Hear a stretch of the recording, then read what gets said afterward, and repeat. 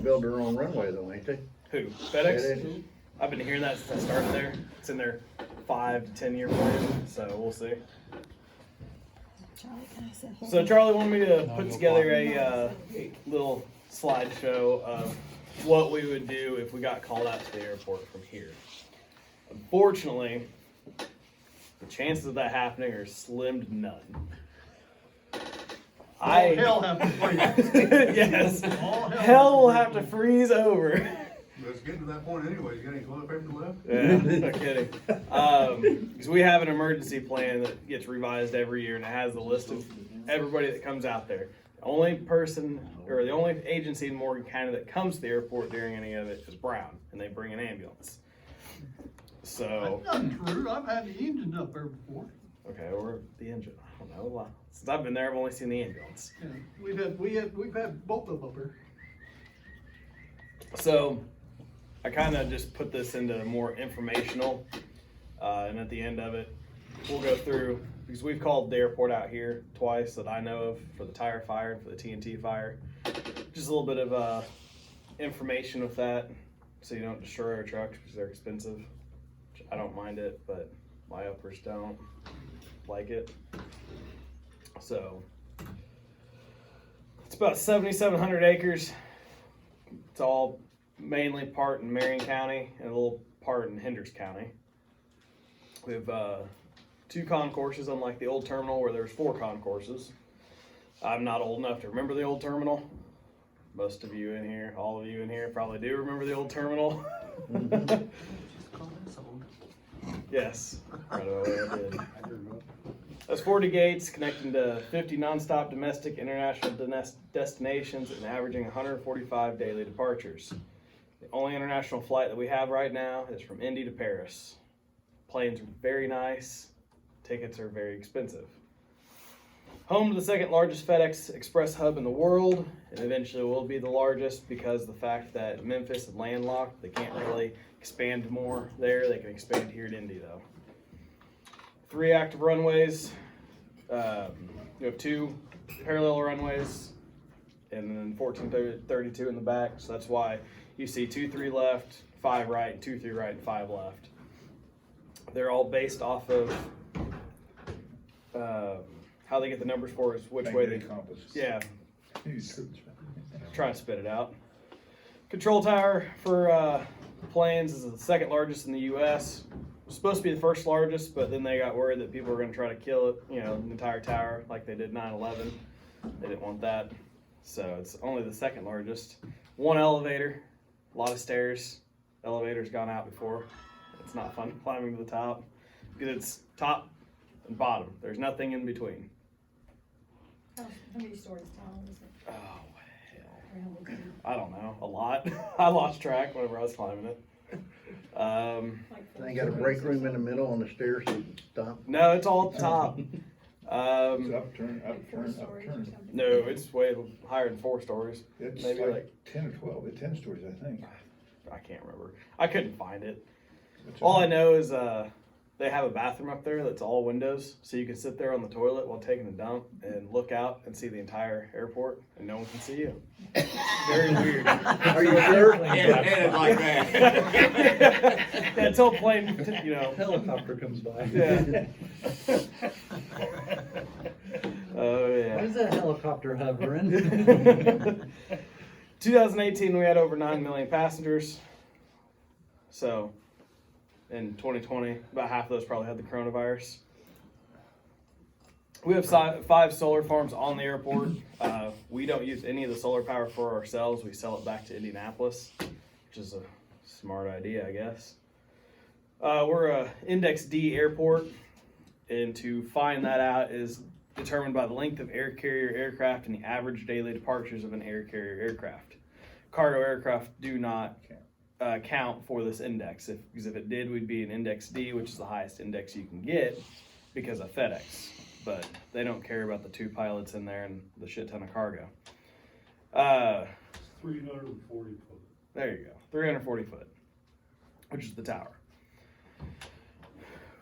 So what that means for us firefighters there, we have to have 3 vehicles, 1 carrying the extinguishing agents as specified in paragraphs or this. So a lot of this is plagiarized because I couldn't remember it offhand. 2 vehicles carrying the amount of water. Lost my part. Amount of water in the common strip. That long ass word. Yeah. Quantity of AFFF.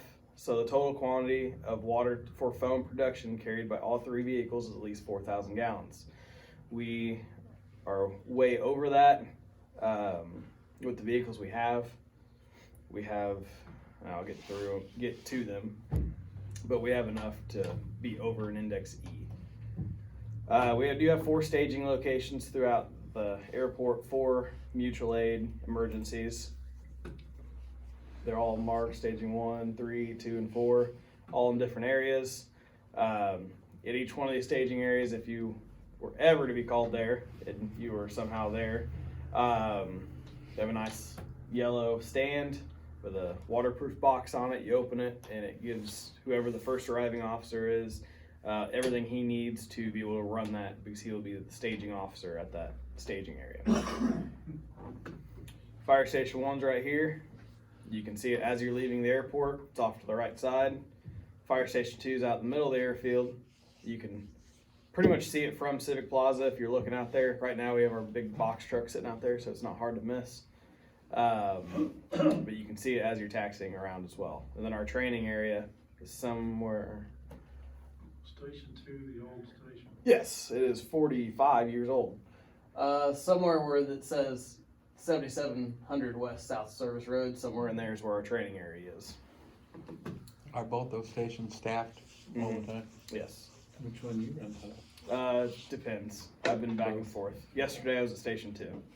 So, which sucks because you don't get to go anywhere. You don't get to see anything besides planes. Station 1, you can at least see people driving by. You can drive to the terminal or something. It's like a prison. So we have a lot of aircraft that come through.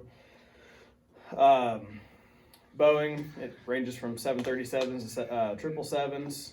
We have Airbuses, CRJs, Diamond aircraft, which are probably small enough to fit in this room. It's for our new Lift Academy. So if you want to become a pilot, pay $80,000 to go to the Lift Academy on the backside of the airport and fly these aircraft around and get your pilot's license. They don't do that in simulators? They have some simulators, I hear from Brent Milhon's daughter's going through it, but most of it is actual aircraft. Wow. So they're small enough you could probably fit it in this room. You can't see it at all on the airfield. What's a CRJ? Just another type of plane. we shortened it down to CRJs because that's just, It's a type of aircraft. Yeah. It's a make, just like a Boeing and the Airbus and the CRJs manufactured. I don't know manufactured. They have the CRJs, 900s, 800s, 7s. I believe that's the only 3 that are still in service. Republic Airline uses a lot of them.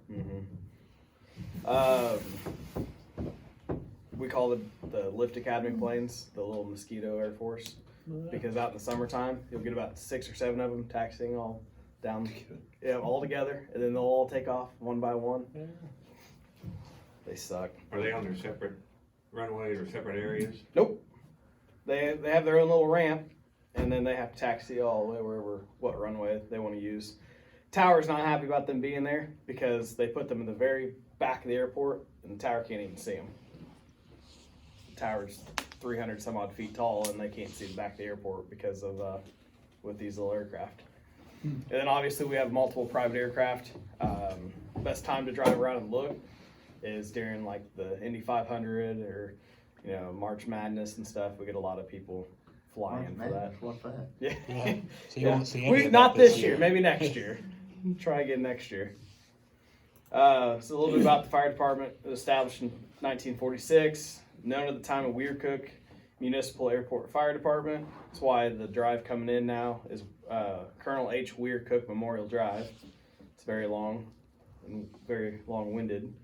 Department has 2 stations. It meets the FAA requirements of an Index D airport, responding 4 ARF vehicles to the center of the farthest runway with the first applying water within 3 minutes of the alarm call and the other 2 within 4 minutes. And that is something we tested on every year. If you don't make it, you get in a lot of trouble, which I've not done. Over the last 16 years, we've been compliant of 15 of those. FAA inspects our records every year to make sure we are compliant. Again, holds a time drill once a year to show response times. Every year they do a tabletop drill per the FAA requirements, and every 3 years we have to do a full-scale emergency conducted per the FAA requirements. So we just did one in 2019. Our Apex is what we call it. They bring out Vincent's 737. They'll put people on board. They'll throw a whole bunch of pieces of aircraft out on the ramp and then have a little burn simulator. They'll catch it on fire and then we'll respond to it like we had an aircraft crash. It's pretty cool. It's very hectic, but it's pretty cool. This is what Fire Station 1 looks like. Nice and new. It was built right before the terminal got finished being built, so it's about 10 years, 11 years old now. Fire Station 2 looks like a jailhouse. It's 44 years, 45 years old, something like that. Yeah. This station, I'm convinced, will still stay standing after everything else has collapsed. This thing is built really, really well. What kind of apparatus you got in each app? You got 2 stations. Which apparatus you got in which station? I'll get to that. Okay. Don't jump the gun. More about the fire department. We run 3 24-hour shifts, A, B, C, so we're 24/48s. We have 1 on-duty battalion chief, 2 lieutenants, 1 for each station, and 10 firefighters if we're actually staffed the way we should be. We're in need of firefighters. My shift alone, we have lost 2. We've had 1 opening for over a year now. They haven't filled. We just lost another one to Danville, and we had to take somebody from one of the other shifts to meet our minimum requirements. For our admin staff, we have a fire chief, a deputy chief, a division training chief, who's also our division chief, who's also part training chief as well. With our airport, we have our own fire inspectors, a full-time one and a part-time one. Trucks at the fire department, we run 4 frontline crash trucks, 1 being out of station 1 and 3 being out of station 2. They somehow figured that out for response times to the runways. We run 1 ladder that cross staffs an EMS squad and a pickup truck for car fires in the parking garage out of station 1. Our BC battalion chief also runs out of station 1 as well. We run a squad out of station 2 for fire and EMS. It's technically an engine. We call it a squad since it's in the CAD system, because our deputy chief doesn't like if we leave. And we also have 2 reserve crash trucks, a foam support, and a box truck used for hazmat and special incidents. So this is our 2015 Oshkosh Striker 3000. We have a brand new one that we got last year that I don't have a picture of. It looks just like that. Both 3,000 gallons of water, 420 gallons of foam, 500 pounds of dry powder, all 6x6. This is our reserve out of station 1. It's a 1,500 gallon, 210 gallons of foam, 500 pounds of dry powder. It's our ladder. It's a 2007 Pierce Velocity 100-foot aerial tower. 2,000 gallons per minute with a 250 gallon water tank on it. It's first due for fire and EMS on the terminal side of the airport, so we call it the non-secure side. Once you get through security, you have the secure side, and that's what most times Station 2 will respond to. Unless it's a fire-wise, we'll go back and forth. This is our squad that we cross-staff. It's due to get replaced this year. This is an old picture of our parking garage truck. So with our parking garage,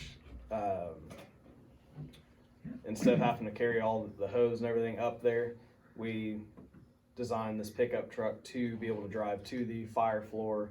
It has a calf system in the back that we can use, and then we have all the hose and stuff in the back as well that will hook up to the standpipe system. So you get called out to a car fire. Our minimum staffing for the ladder is 3, so the lieutenant and the back stepper will jump over to the this truck, and then the driver will drive the ladder there, hook up to the standpipe system, and pump water up the standpipe system. So I've been there, I've yet to fight a car fire, so it's very uneventful. This is our old one. This was actually going to auction. So if you guys keep an eye on public auctions for the airport, this one would be a good truck to have because it only has 7,000 miles on it. It's 2004, and all it did was sit there. Yeah, it's. I would buy this truck, but it'll probably go for way too much.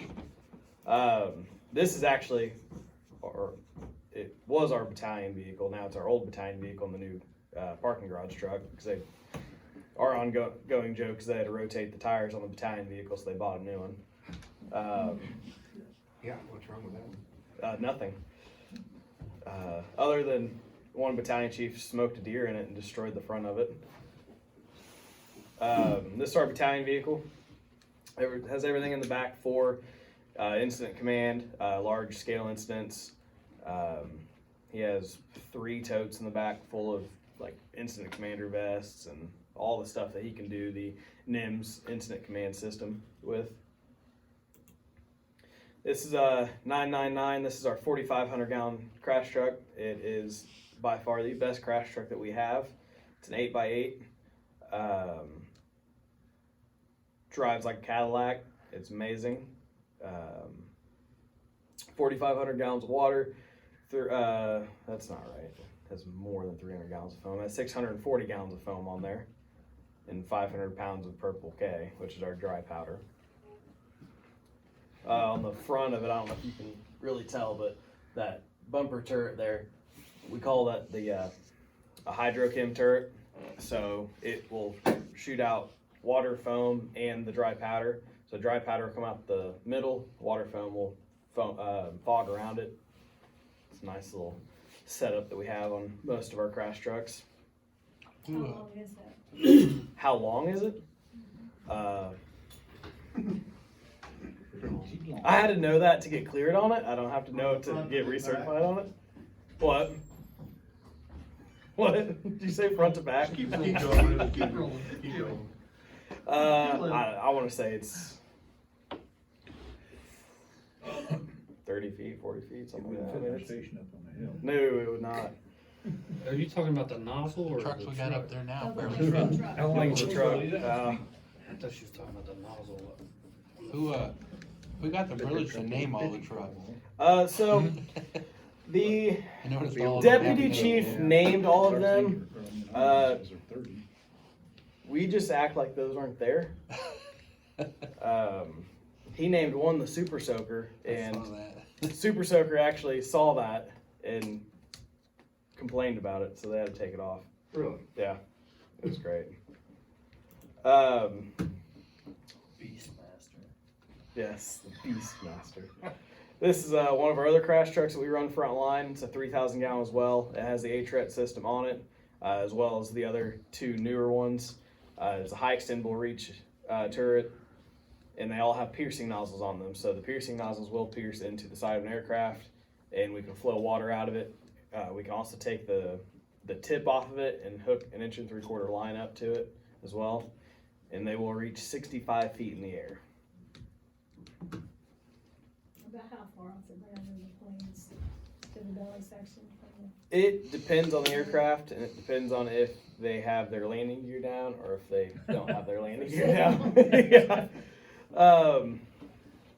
The belly side, I mean, we can get to the belly side in almost anything just by walking to the, it. about 12. Yeah.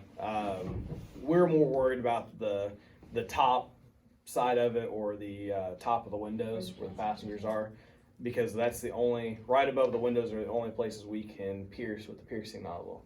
Because any higher, you're getting into all the luggage racks. Getting any lower, you're getting into a lot of the hydraulic lines and Drainage area. people and stuff. So we try not to spear people. It's normally the last resort. Yeah. So do all those trucks have cameras on them? Yes, they all have FLIR cameras on them. 999 is the only one that actually has a dash camera on it. But Watch them when you spear them, right? yes, this truck, I wish it had an H-tread on it, but it doesn't. Their talks are whenever this truck goes to be replaced, they're not going to replace it with this with another 4500. They're going to stick with 3000s. It causes a lot of turmoil in the firehouse because we all really like this truck, but we'll see where things go. What's the top speed on that? So I've gotten this one to 70 miles an hour on one of the taxiways, but it has a really good Jake brake system. Like you put it in high, the Jake brake engages and you almost go through the windshield. Yeah, that thing's quicker than our tankers. Yeah, they'll pick up and go. Now the new ones, the two newer ones that we have, they quit putting like cat diesels and all of them in it. They went with some foreign engines like Saskatchewan or some crap like that, and they don't work very well. You can floor it, and it takes forever. By the time you get up to speed, you have to slow back down. This is our second reserve out of Station 2. We have a reserve at each one, so if you go out to your truck and it's a no start, you can still run over and jump onto this. Yes, they all leak. There's not a truck that we have that doesn't leak oil or water or something. So both reserves are 1500s. This used to be a frontline truck until 2 years ago, whenever we got, or last year, whenever we got the new crash truck. This is our engine / squad that we run out of Station 2 for EMS. Normally at night, it's always at FedEx. Most of the time you don't sleep at night, especially whenever it gets to FedEx's busy season.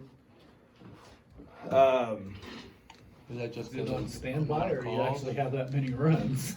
No, we actually have that many runs most time over there. Crap. Yeah, it sucks. Are people getting hurt or sick Yeah, or just wanting to go I home? don't want to work, so I'm gonna hurt myself, or I'm gonna say that I'm hurt. So I'm gonna go to the hospital and then go home. Yeah, it's stupid. We've had actually a couple good runs over at FedEx, like those little tugs that you see running around all the time. They're about 7,000–8,000 pounds. We've had a few of those lay on top of people. One we had last year, like they'll hire anybody at FedEx too. Like you can be 85 years old and they'll hire you. Here we go, John. Hey, we got a chance. They had a guy that was 71 driving one. Got out for his shift change, if you will, and the young girl that was coming to relieve him jumped in it as he was walking in front of it. She turned it on, it was still in gear, and it ran right over him, right into the side of the building. He was stuck underneath it. He did not make it. Really? Wow. Correct. Most of the time they don't make it, because those are Too much weight. too much weight. Normally by the time people can get around to calling 911, because over there they don't like you to call 911, they like you to call their security personnel, and then they'll call us. Yeah, because we don't, like, I couldn't tell you where anything is over there. We meet security personnel at a certain point, and they take us to wherever the emergency is. Who does the inspections? Tim Fraker. Who does? Tim Fraker. Yep. He does all the inspections for the entire airport and all the reliever airports that we have. Whenever he retires, we'll be screwed. He the one used to be in Martinsville. Mm-hmm. Yep, used to be Martinsville's cheap. This is our little foam sport truck. This is another truck that if it ever goes to auction would be a good one to buy because it hardly moves, other than it holds 8 barrels of foam in the back of it at all times. This is out on our run. Which one, the tire fire? Yep. Yeah. I took it to the junkyard fire that they had last year in Indy. Just sat there. But it's another truck you can always call for as well. That gas or diesel? Diesel. Mm-hmm. Has a winch. Has a lift gate in the back. Holds 8 barrels of foam. It has a actual like jockey pump in the back for the foam too. There you go. It's a good little truck. Nice little truck for you. Yeah. Give me a heads up when we're at it. I'm gonna be trying to buy this truck too. I'd love to have this truck. And then our box truck that we have, allegedly used for hazardous materials incidents. I've never seen it on an actual incident. It more or less carries our crap from maintenance to station 1 or 2 or vice versa. Toilet paper now. Yeah, yeah. It's currently full of toilet paper and hand sanitizer. That's why it's parked in the middle of the airfield at Station 2. We also have an MCI trailer for mass casualties. I don't have a picture of it because they just got a new one last year as well. But it has 250 backboards in it. Yeah. They sent that down to Martinsville in the tornado. Really? So I've asked this question before on if we ever had an MCI, if we could ever call for it.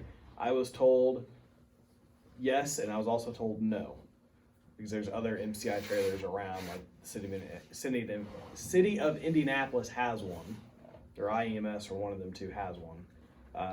But this is the only one that I know that's big enough that it would handle a really good mass casualty. It's full of Tyvek suits. What else is in there? I've emptied that trailer like 4 or 5 times and restocked it. A whole bunch of backboards, has its own generator, has a canopy off both sides of it. We have nice little 2-wheeled carts that you can put the backboards on with patients and wheel them around. A whole bunch of medical supplies, stuff to stage for red, yellow, and green patients. It comes with nice little tarps and predetermined totes that say which area they need to go to. It's a pretty cool trailer. It sits over at maintenance because their ERT team's what brings it out if we ever have an incident. Aircraft incidents. When an aircraft is having an emergency, they will declare that they are having an emergency. When that is done, that gives them priority landing at the closest, most appropriate airport or runway. All 3 runways at the airport are all different lengths. The one out behind Station 1 is the farthest, or the longest runway at just under 11,000 feet. A little over 11,278 feet, I think it is. Something. Man, how do you know this? I landed on many times. Okay, so that's 11,000 feet. Well, then it's the other one on the other side that's, 10,000. Yeah. I don't know how long 1432 is. 7,800, I think. I do know 1432 is the only one that does not have center lights. Yeah. Maybe John should be teaching me. No. Maybe you should hire John. Should. We need people. You want to come work for us? So the tower has what they call the red phone. Once it's picked up, it automatically sets off our tones. We call them our crash tones. It opens up the bay doors, and for some weird reason, it turns off our coffee makers. Couldn't tell you why, but it does. I don't want you to burn down your station. I guess. Well, you would think it would shut off the propane to the stoves or something. Because there's been times where I've made it all the way out to the truck, and I realize, shit, I left something on the stove. So I have to run back in and take it off the stove or take it out of the oven. It's an open line to our dispatch center. While the tower is giving our dispatch the information, it's being broadcasted over our PA system. It obviously sets off a different set of tones than what we normally get.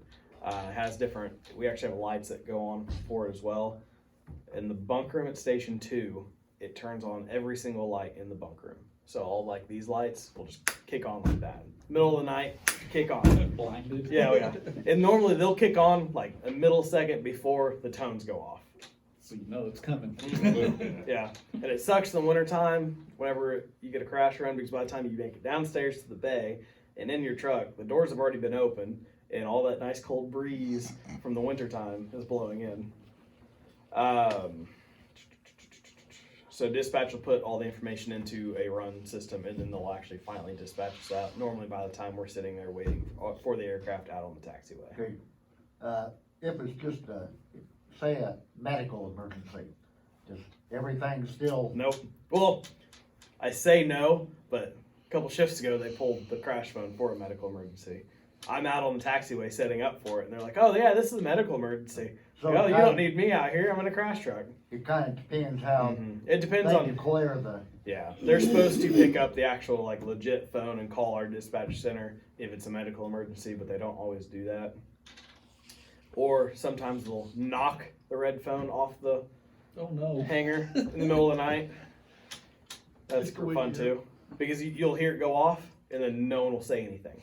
And we're all under like time restraint at that point. If you're on a crash truck, you got to know exactly what runway to go to, and you have to be out there within 3 minutes, or at least the first truck does. So it can be a pain, as long as you have someone up there that knows what they're doing. Good thing you guys ain't got our dispatchers. Yeah, You'd never make that 3-minute mark. yeah. Yeah, it takes them 3 No, minutes. there's to been get times keyed because in. there's a 8-second delay from the time the tones go off to the time that the air traffic controller starts talking, and sometimes they'll beat around the bush, and like the runway will be the last thing they say. So you'll see all of us just sitting there waiting, trucks running and everything. You know, we're waiting until they finally say it, or we'll just pull out, and I normally will hit up tower and say, "Hey, what runway is this on?" And I'll just bug them until they tell me. So aircraft incidents, the information that'll be obtained from the aircraft to give to us is type of emergency. You know, is it a dummy light on the dash? Is it, is your landing gear not down? Or do you have an engine that's not working? Is something on fire? Whatever. Full hydraulic. We get a lot of hydraulic failures, but planes normally have more than one hydraulic system on them. I've only had one total full hydraulic failure where he went the entire length of the runway, and I thought he was going to go through the fence in the plane field. That was a FedEx plane. If you're ever on a FedEx plane, it's probably the bumpiest ride ever because they do not care, and they will lay on their brakes, and which will cause hot brakes and will eventually catch on fire as well. They'll get souls on board for us, including the crew members, so that will count as passengers and crew. Pounds of fuel remaining. We don't do gallons, we do pounds. I don't remember what 1 pound is. I think it's over 1 gallon. 6.5 gallon, Yeah. pounds per gallon. All I know is that if there's a lot of pounds, there's a lot of fuel on board. Not so many pounds, not as much fuel. The type of aircraft, what runway they'll be landing on, their ETA, and if they have any special requests or intentions upon landing. Some of them will like to taxi off the runway. Some of them will stay on the runway, and we'll meet them on the runway. Some of them will land and say, "No, we're fine. We landed just fine. We're going to go to the gate." Just depends on your pilot. Yeah.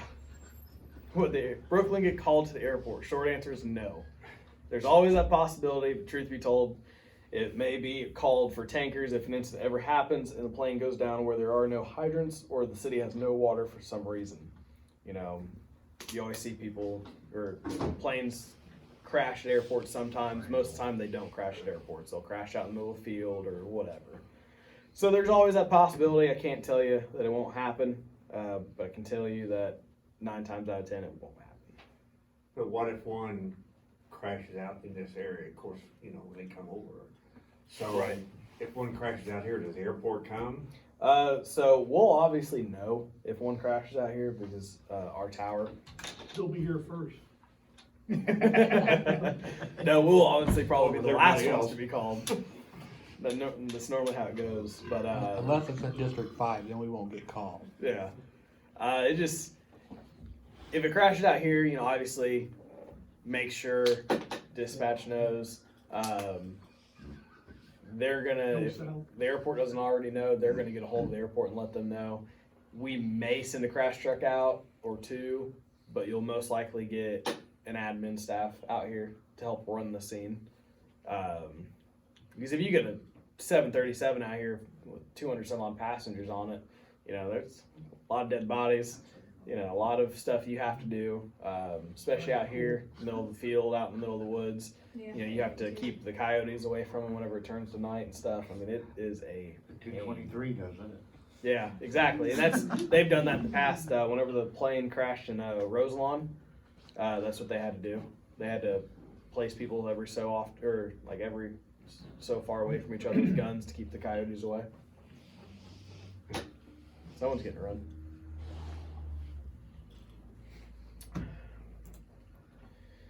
So we have called the airport here in the past for the tire fire and for the TNT Motorsports fire.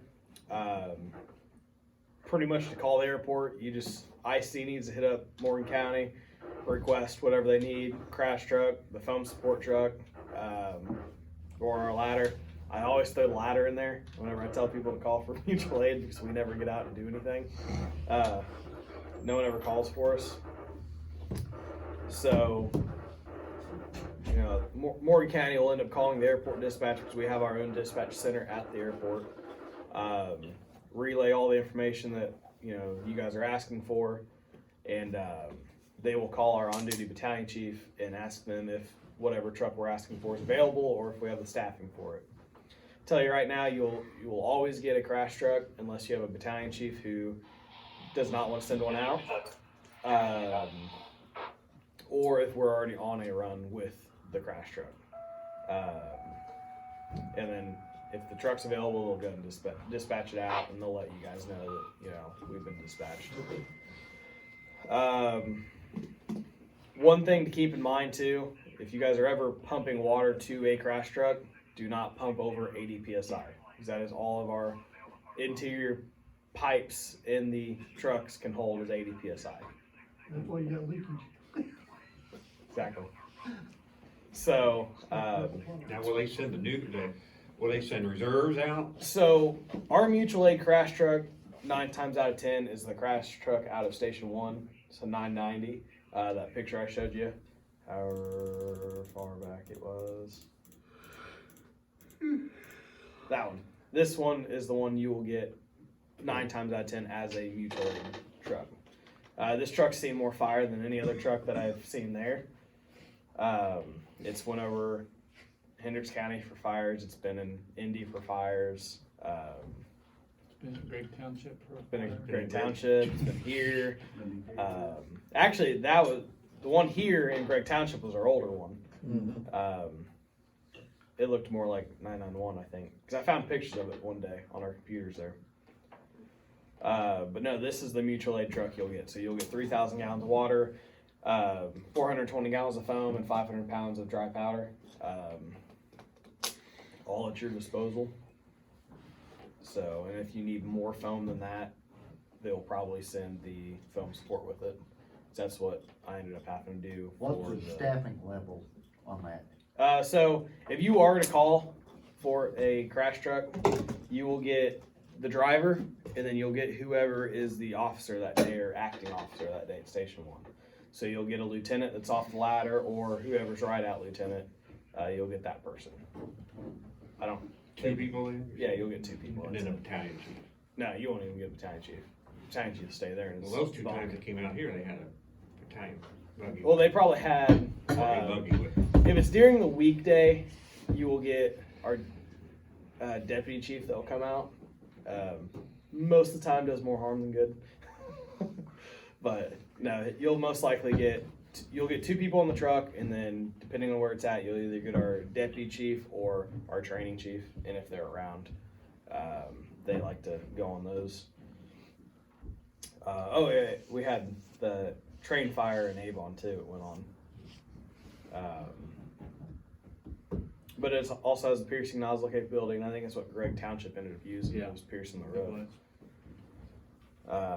They will go anywhere and everywhere. You can lock all these wheels in to turn.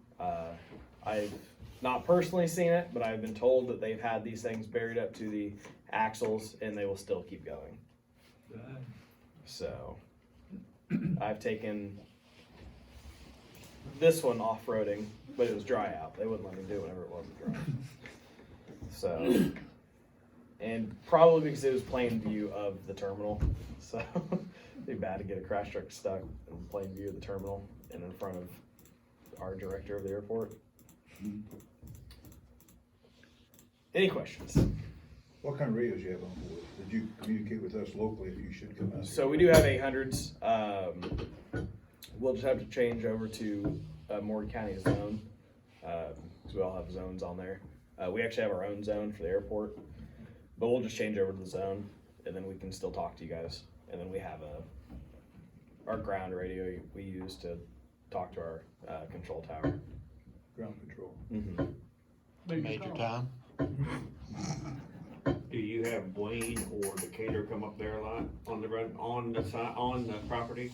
So since we don't run our own ambulance, we use Wayne, Decatur, or Plainfield's ambulances for EMS runs. For mutual aid, it's just whoever is up next in the CAD system, which we don't ever pull. So we had an emergency one day a couple months ago. Plane pushed back from the gate, cabin filled up with smoke. They evacuated everybody off the plane on the main ramp. And we had 10 people that day on the truck. I guess, well, 10's our minimum staffing. Full staff, we have 13. We had 10 people that day. So you got one in each crash truck, one in the battalion, 3 on the ladder, and then normally like 2 or 3 in our other squad. And I mean, we were running like we had our heads cut off. I mean, we don't have enough staffing there for a big incident. That's something our 4th floor in the terminal does not understand, is that we need more people. But since I've been there, For any fire department? huh? That goes for any fire department. Yeah. But since I've been there, I've never seen us actually call mutual aid on a run before. Now, there's been times where the run, like, we'll get a supposed building fire on the backside of the airport, and it'll be right on the line between us and Wayne, and we'll both go to it. Other than that, we have the capabilities. That's why we have the staging areas. We don't ever pull them. Our Apex, you guys seen the video from the Apex? Have you guys ever looked it up on YouTube? It's pretty cool. Let's see if I can. You say they can't fill, is it because they're not hiring to fill, or they don't have the applicants to fill? I find it hard. We have the applicants. What's the password here for the Wi-Fi? We have the applicants. It's just they are being more picky with them. They want us to be more diverse now. Yeah. Which we get the diversity. Like culturally or skills? I'm just gonna say culturally and gender-wise. We are in the process of hiring a female right now that was our intern for the summertime, because they get an intern every year for the Apex, and she's never had any fire experience or anything like that. She's just now getting out of fire class and EMT class, and somehow she made it to the top of the list against every other applicant out there. And I know there's other applicants out there that are more experienced. But How long was where did you go for your ARF training? Was it Georgia or something? I went to South Carolina. How long was that class? Oh God, what was the name of the town? I don't know. I made it on Live PD, whatever town it was in. Oh. Because after I got back, that's when they started Live PD, and I started seeing the town name. Like, oh God, I hope they don't see the department vehicle out there. It was a week long. Is that what you asked? How long it was? Yeah. Yeah, it was a week long. Do any of your guys are any of them medics? Yes, so we are ALS. On our shift, we were actually medic heavy.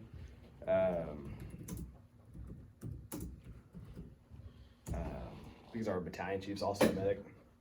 Does this play sound up there? Yeah. Yes, it will. So this is our Apex that we did this past year that we have to do every 3 years. And it pretty much goes through the entire process of if the plane went down and we had to open up our own emergency operations center that we have there at the airport, and all that. So have fun watching it. All personnel, information only. This is an exercise. I repeat, this is an exercise. We have an inbound aircraft emergency, runway 5 left, Nicole 737 with full hydraulic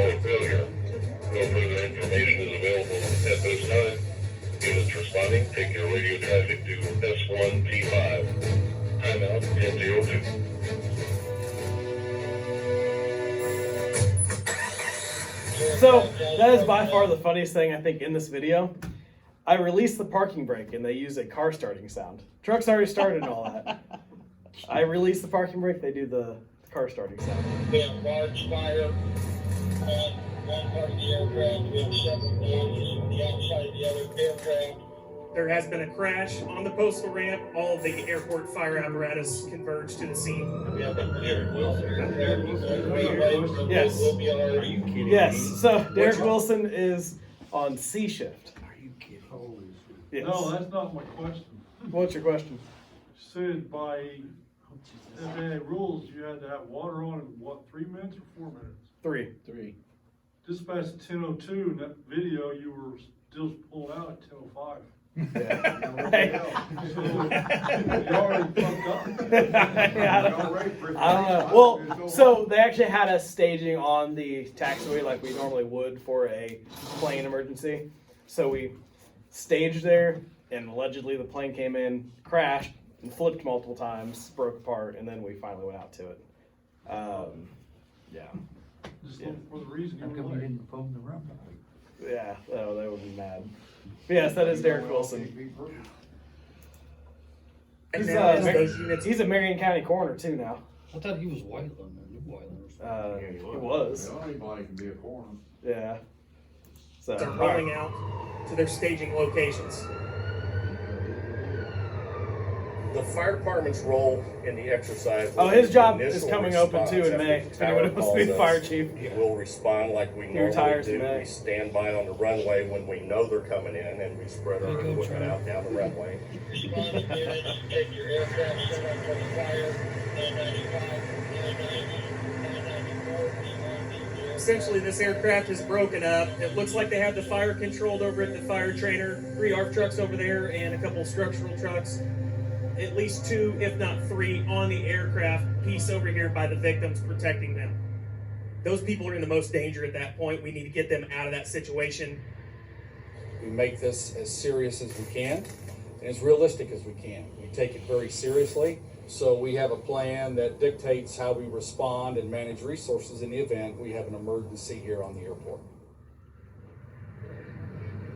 K9 is establishing command on the aircraft run. Grimace. I need you to start a second alarm for full hydraulic failure.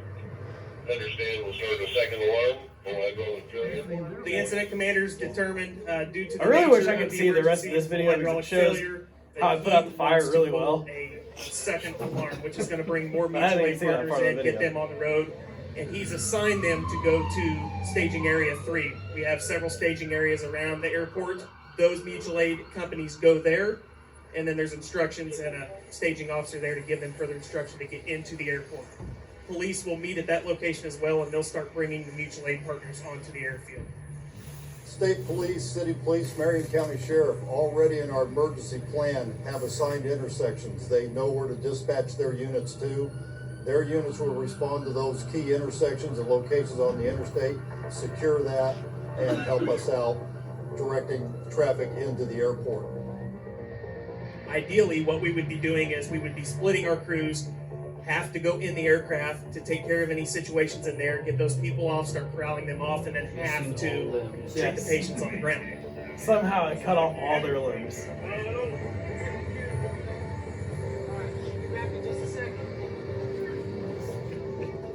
First arriving firefighters, mutual aid apparatus come, and they're going to actually be going through and doing triage with a mass casualty drill like this, or mass casualty incident. So what's funny is those 2 There's guys you just several saw, levels. that was actually a legit EMS run at the Apex.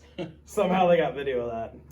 Red, green, yellow, There's our black. trailer Red in the is going to back. be most critical. Yellow is going to be the second. Green is going to be your walking wounded, and then black is going to be expired or deceased. Now, the airport emergency response team is a group of volunteers that might be mechanics or, they work in other parts of the airport, trained by the fire department, and they respond with our mass casualty trailer, which you'll see. These mass casualty trailers, they've got backboards, they've got everything in there that you might need to triage a mass casualty incident. They can also assist with lifting, moving people as need be. They've even got carts that they can move people on. A great resource and tool for us. It's going to be very taxing for firefighters to come in with their full fire gear and do this back and forth, dragging people out. So you might need 2 or 3 people to carry per person, and it's just going to tax the manpower very quickly. There's going to be a lot of chaos here, obviously. You know, you never know what you're going to have. In this situation, it looks like people are fairly in one area. You could have people running around in different areas, and it's very hard to control. People that are able to move, the people that are able to walk, we're going to get them on the buses and get them back to Family Assistance Center or staging location. That way they can be kept in one group. And then the ambulances are going to start coming in. They're going to start immediately transporting the people that need to be shipped out. You might even have a triage officer, one person that's dedicated just to ensuring that this job on getting the people to the appropriate channels at the right times, because there is so much going on at the same time. The incident at the scene is being radioed in. That rep is live on the scene in the AOC, and he is able to communicate direct time with us and his other partners. We found usually communications are something that will either make or break the incident. And we have to understand, while we're doing our drill, the airport is open and operational. So we're making sure, yes, that we meet the objectives of our drill, but yet we understand the airport is open, and we maintain the safety and security of the airport while we are doing our drill.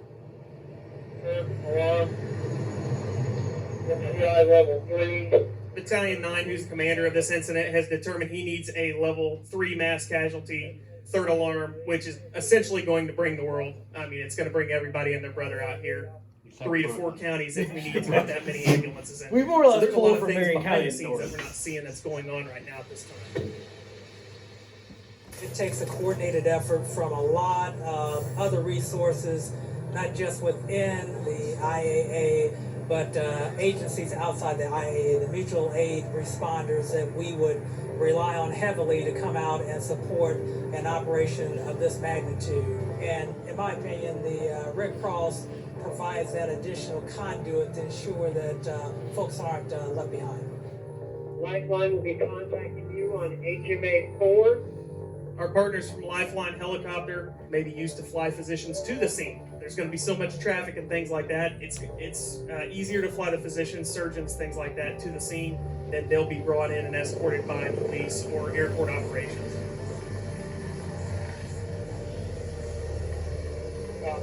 All patients removed from the area to been triage. Triage has been completed at this point, is what the incident commander is indicating. The FAA mandates that we have a triennial drill every 3 years.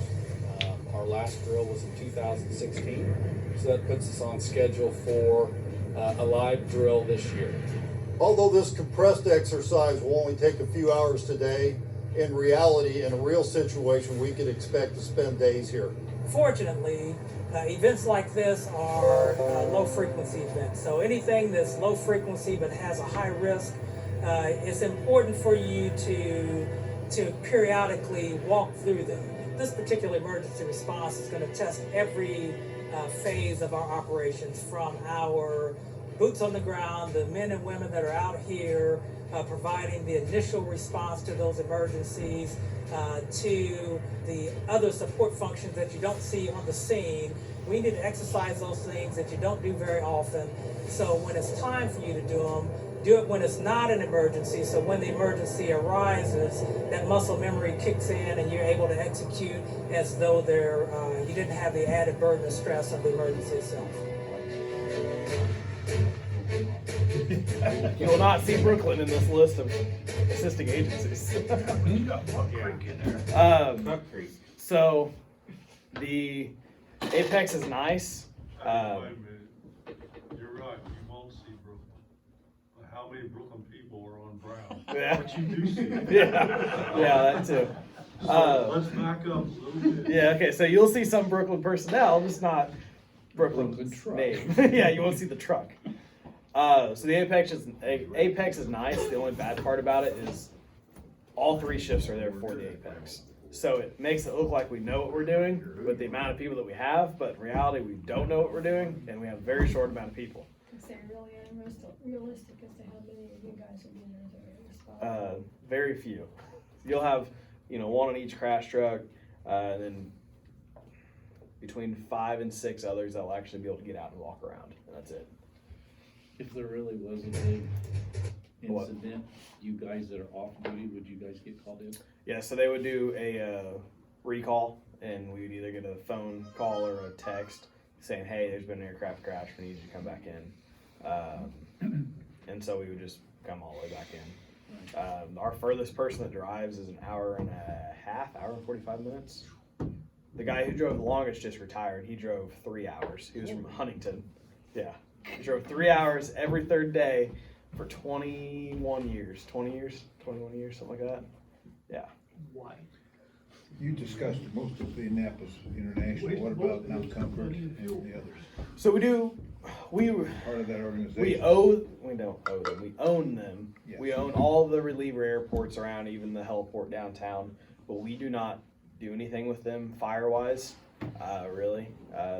The local departments cover them. So like Pike covers one, Buck Creek covers another one. Creek covers IFD. Zionsville covers a little more. And then IFD covers the heliport and stuff.